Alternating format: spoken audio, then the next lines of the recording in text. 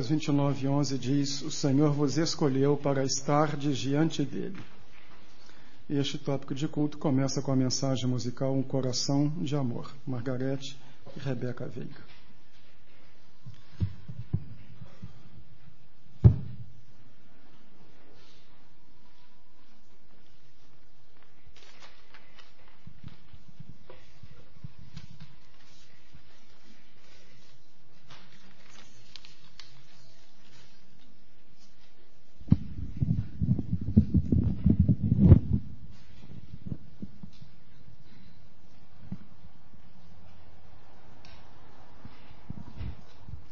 No Salmo 73, o salmista se queixa porque ele vê como os ímpios prosperam, não buscam a Deus, não vão à casa de Deus, não se preocupam com nada em relação a Deus, mas eles estão sempre indo bem. As suas riquezas aumentam e eles folgam e muitas vezes até se riem daqueles que buscam a Deus. Quantas vezes nós não vemos isso nos dias de hoje?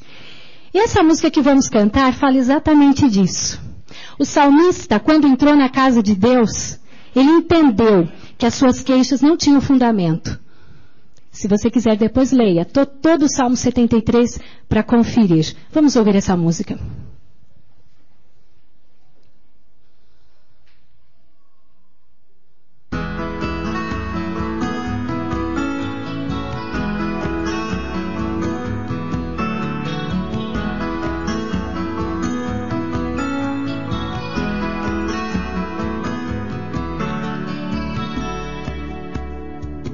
Não pense que o dia de hoje jamais vai se acabar.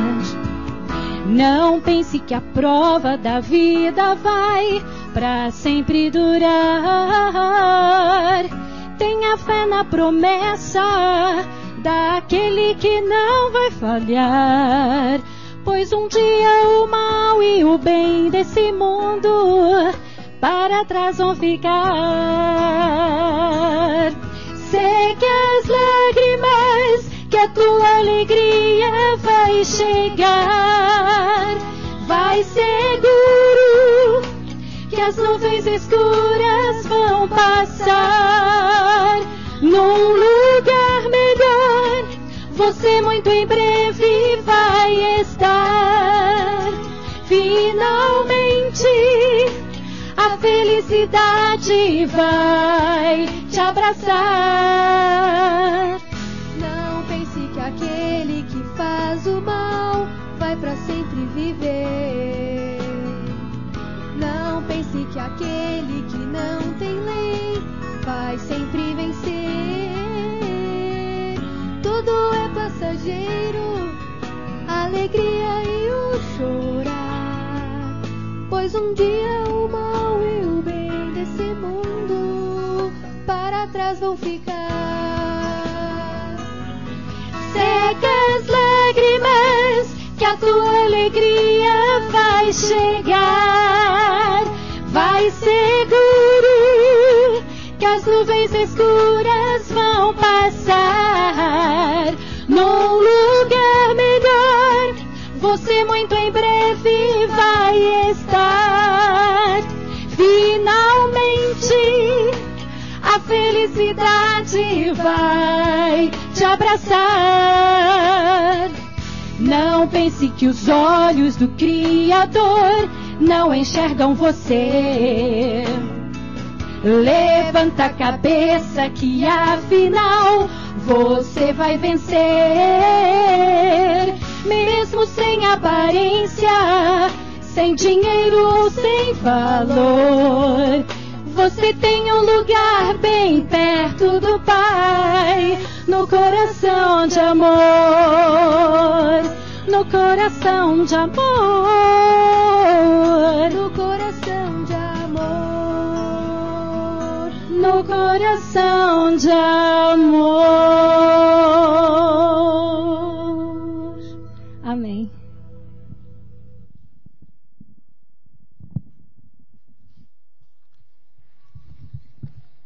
Por favor, abra a Bíblia em Mateus, no capítulo 14. Eu vou ler do versículo 13 ao versículo 21. Mateus, capítulo 14, do versículo 13 ao versículo 21.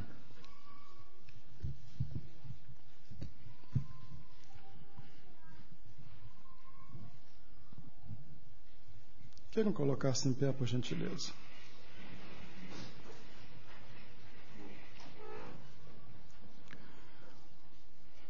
Ouvindo o que havia ocorrido, Jesus retirou-se de barco, em particular, para um lugar deserto. As multidões, ao ouvirem falar disso, saíram das cidades e o seguiram a pé.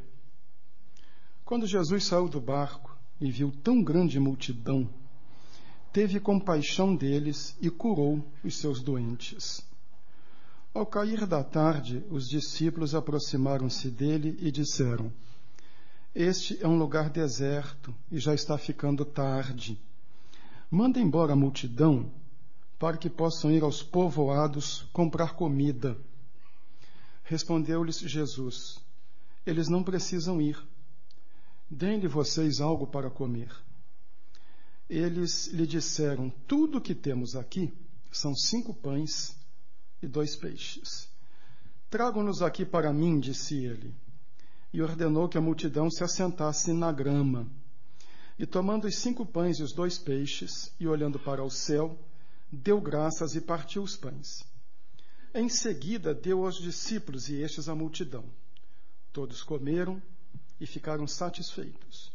E os discípulos recolheram 12 cestos cheios de pedaços que sobraram. Os que comeram foram cerca de 5.000 homens, sem contar mulheres e crianças. Queiram sentar, por favor.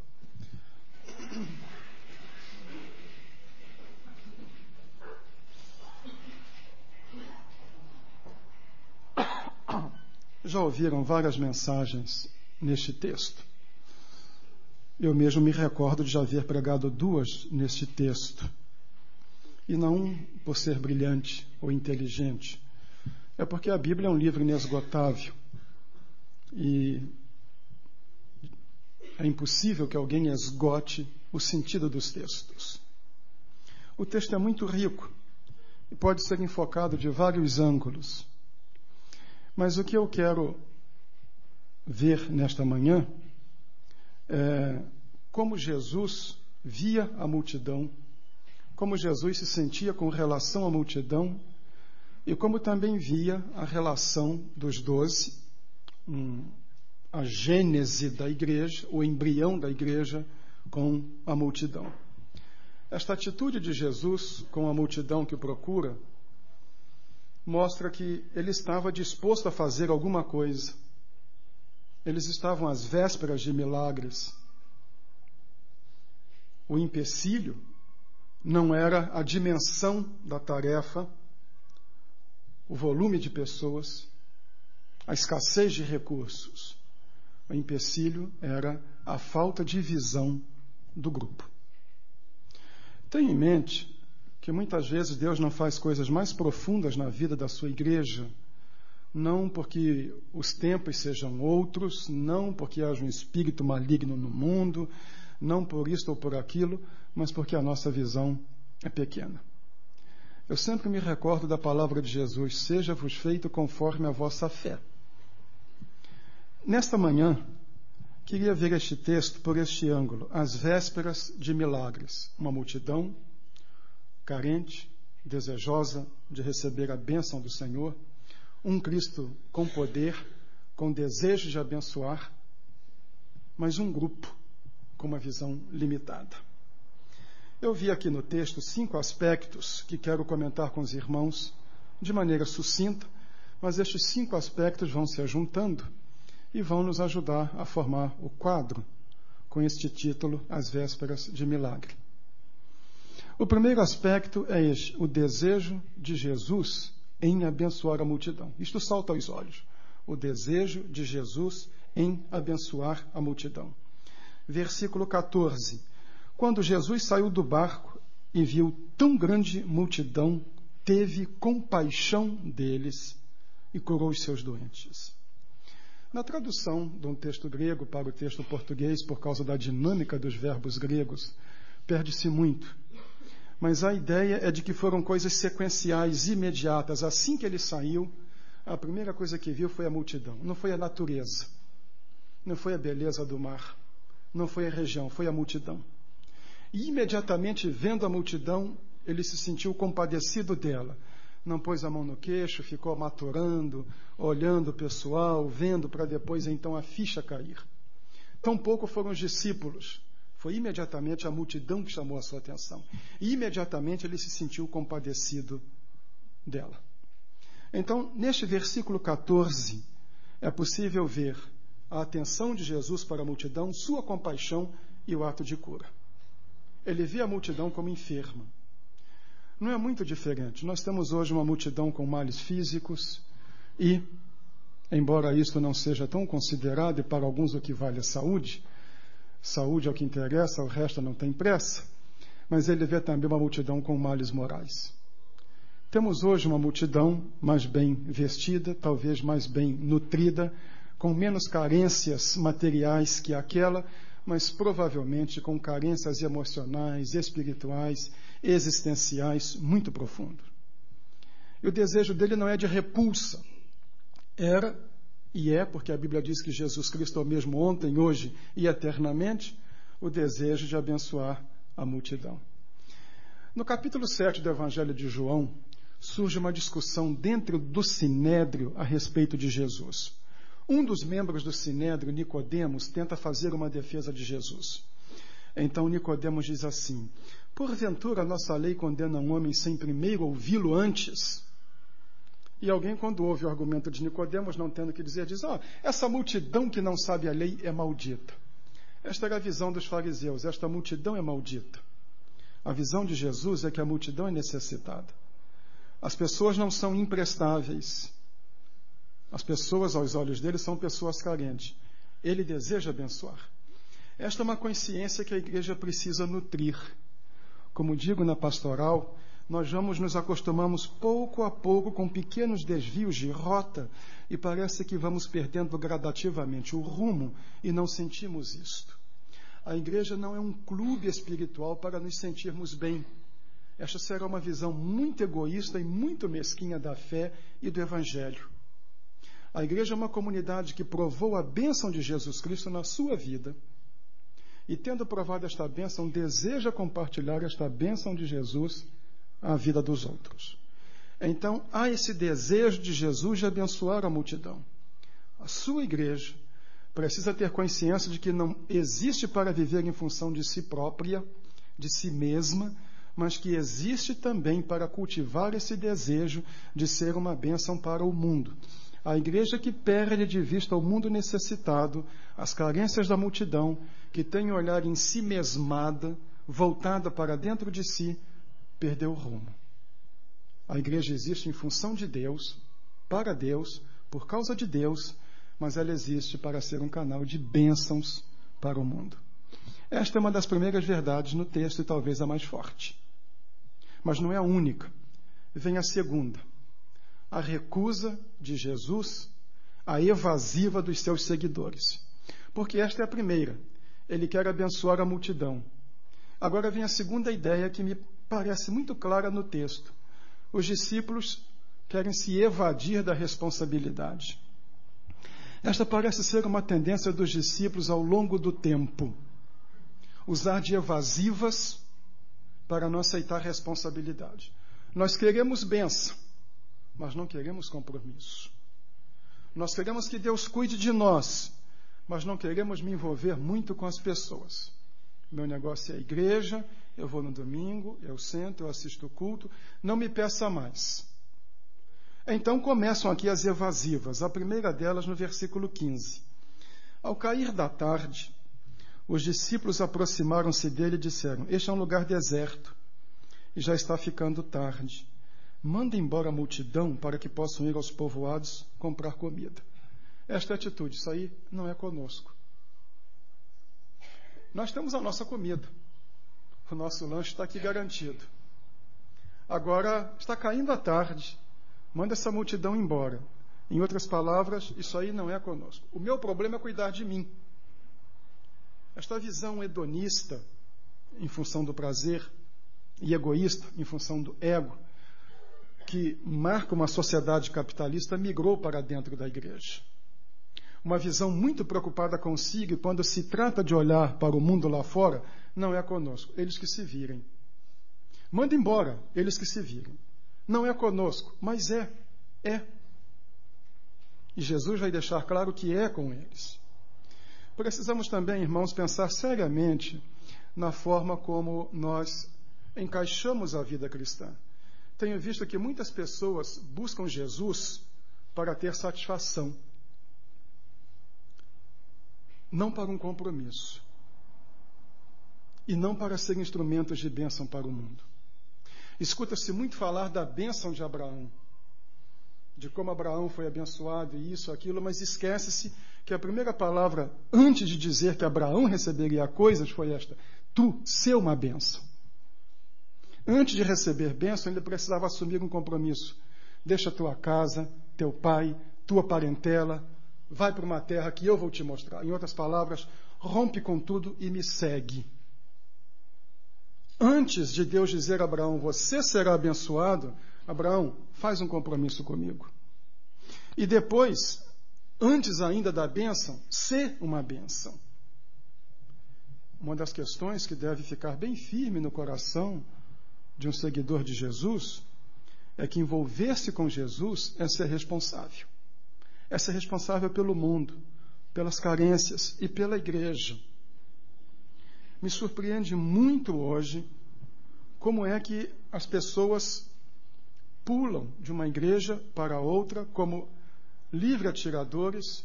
Parece que é um vasto supermercado onde as pessoas podem pegar o que querem, o que lhes dá prazer, mas a qualquer aperto ou chamada de compromisso, as pessoas pulam. Nós queremos Deus, mas nós queremos comodidade. Nós queremos o nosso conforto, a nossa vida tranquila, de fechar a porta da casa, do apartamento, ter a minha segurança, saber que Deus está cuidando de mim, eu fui lá, eu cumpri meu compromisso, oraram por mim, estou cumprindo a minha parte, agora lá fora o mundo está isolado. Não é comigo, mas Jesus diz, é. Quando eles dizem, manda embora, Jesus diz, eles não precisam ir. Deem-lhes vocês algo para comer. Então a primeira coisa nesta recusas evasivas é que Jesus diz, é com vocês. E segunda, Jesus diz, uma segunda evasiva deles. Esta foi a primeira, manda embora porque não é conosco. A segunda evasiva, nós não temos condições. Está aqui no versículo 17. Tudo que temos aqui são 5 pães e 2 peixes. Algumas versões colocaram no diminutivo, então as pessoas pensam em pãozinho como pão francês. Mas não havia pão francês, era um pão para uma família. E geralmente aquelas famílias orientais nunca tinham menos de 8 pessoas. Então, 5 pães dava para eles, dava para os 13. 13 homens e pescador, né? Pescador come bem. E peixe, depende. Também não deviam ser 2 sardinhas. Se fossem 2 pirarucus, davam para a família comer de manhã, no almoço, no jantar, ainda sobrava.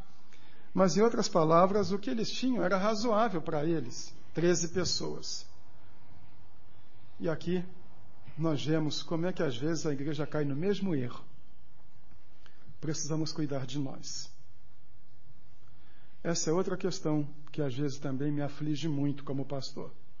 A gente pensa que está ficando fora de moda, e isso já não é tempo de parar, porque os tempos são outros e a gente não se ajusta. Os clientes querem ser atendidos. Eles são clientes. O pastor é um garçom.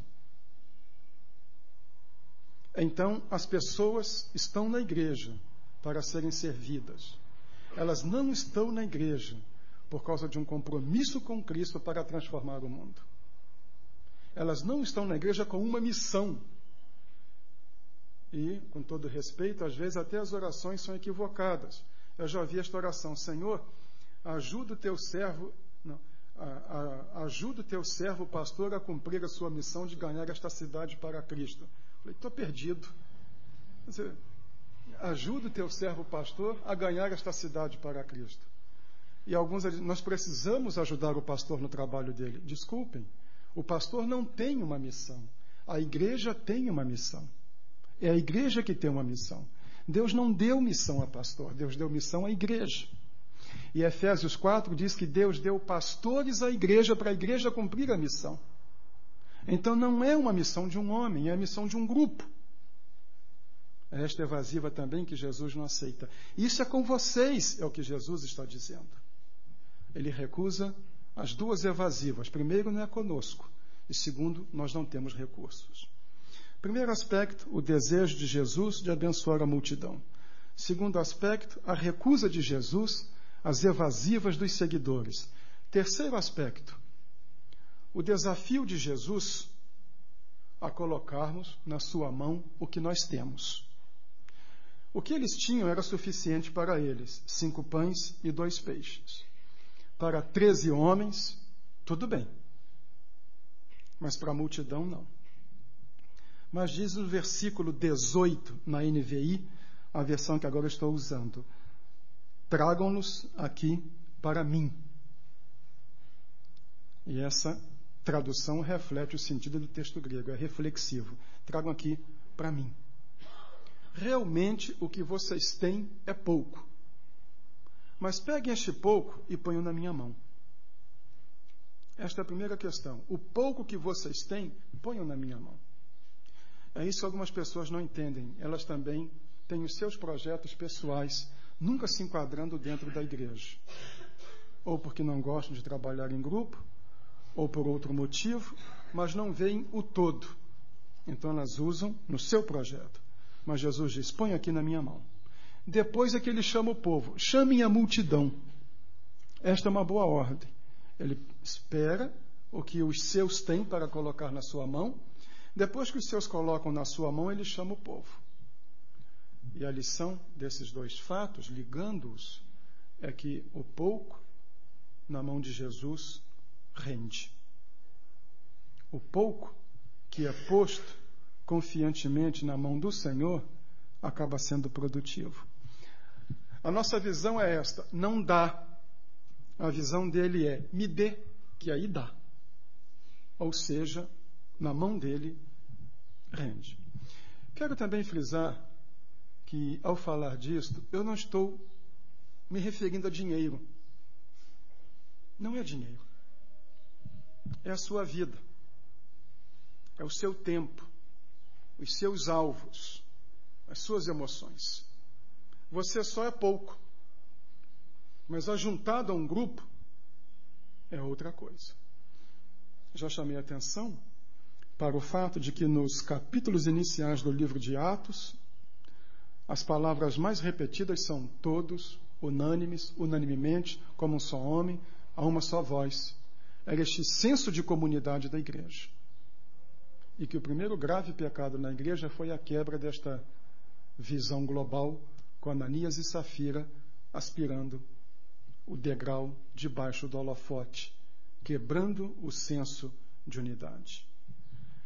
Esta é uma questão agora. Jesus nos desafia a colocar o que temos na mão dele para abençoar a multidão.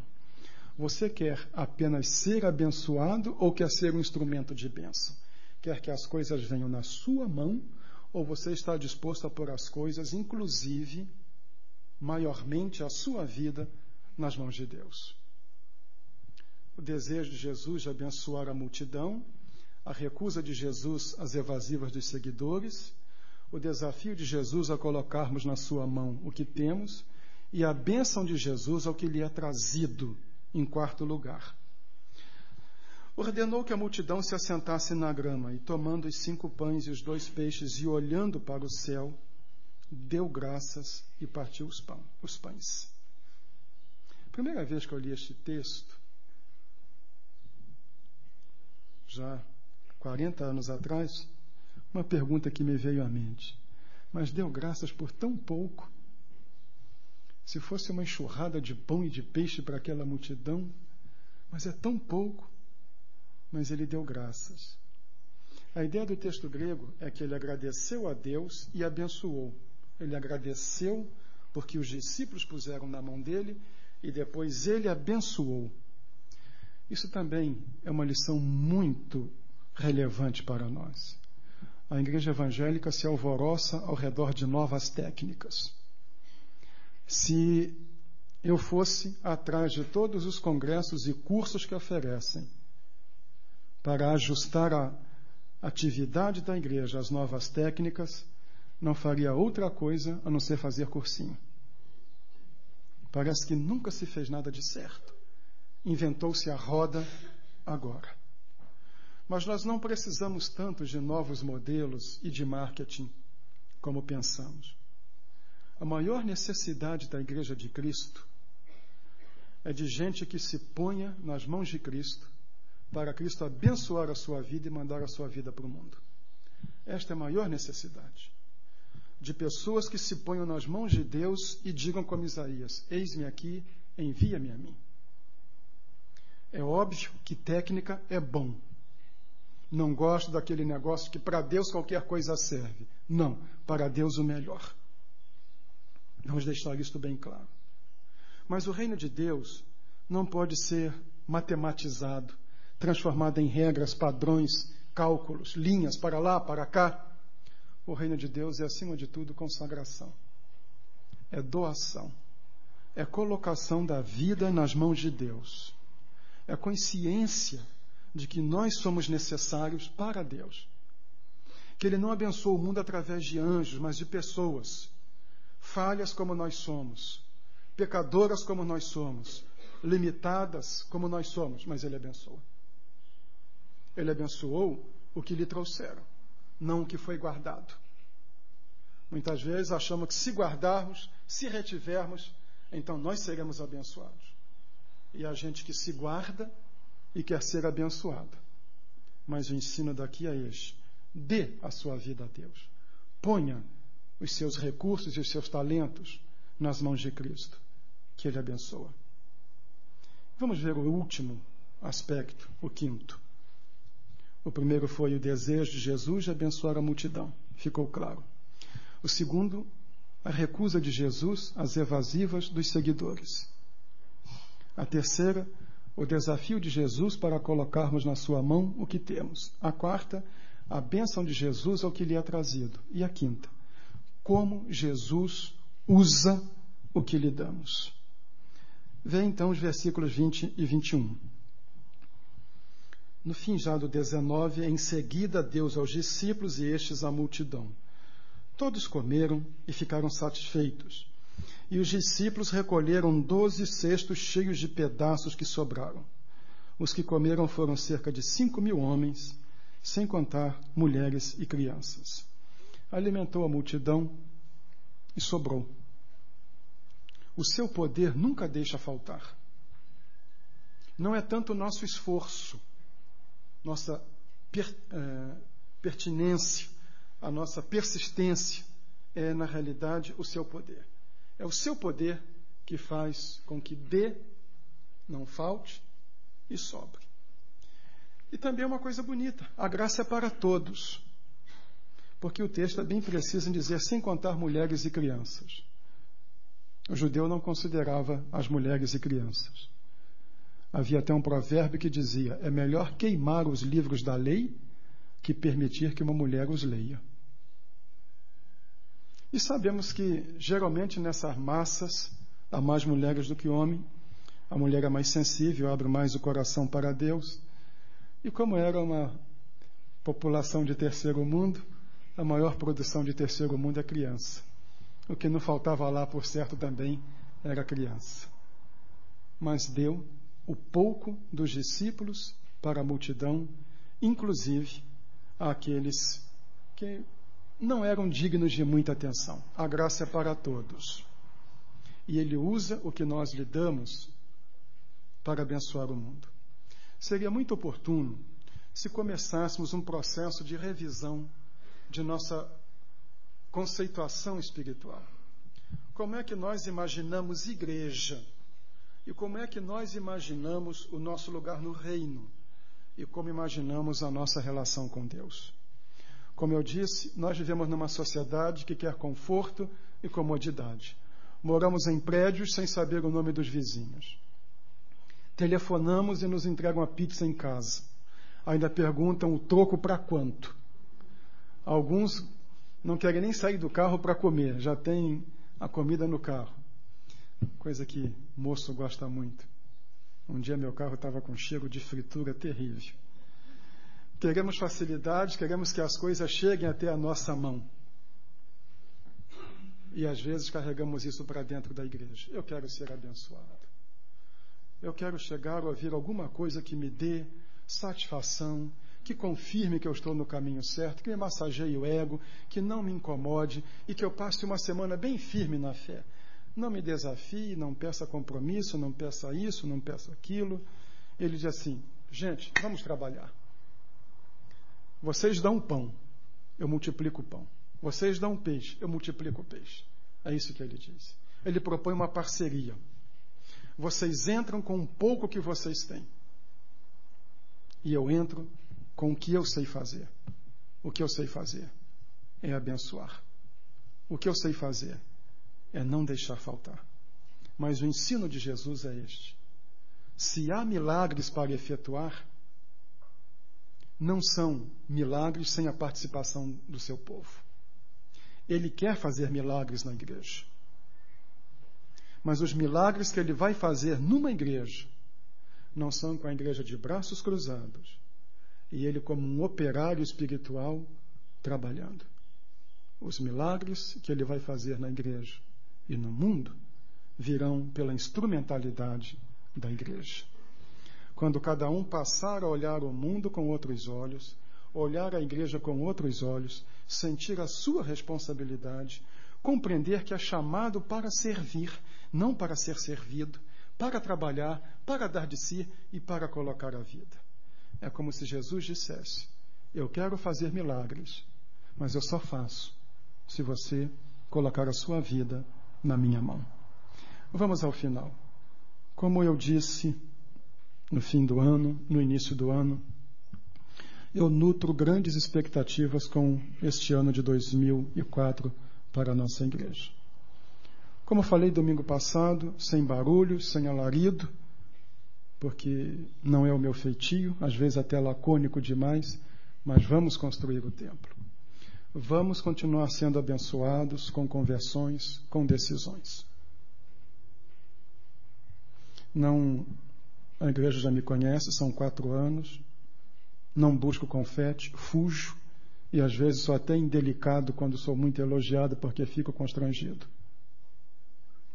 Mas eu me lembro do grupo que nós começamos quando começamos aqui há 4 anos. O que tínhamos e o que temos. A ponto de pela manhã, em férias, já termos gente em galeria, quando no início nós não tínhamos nem a metade aqui nos domingos à noite. Não é o pastor Isaltino, é o fato de que na medida em que crentes vão se dando, vão se comprometendo, Deus vai abençoando. É gente que acorda às 5 da manhã para orar pela igreja. É gente que vende a alma para a igreja, para o trabalho, que está ali, que não quer notoriedade, mas que está trabalhando. Eu creio que Deus pode nos dar grandes bênçãos neste ano. Uma das evidências disso, como eu disse, foi a frequência da reunião de oração de quinta-feira.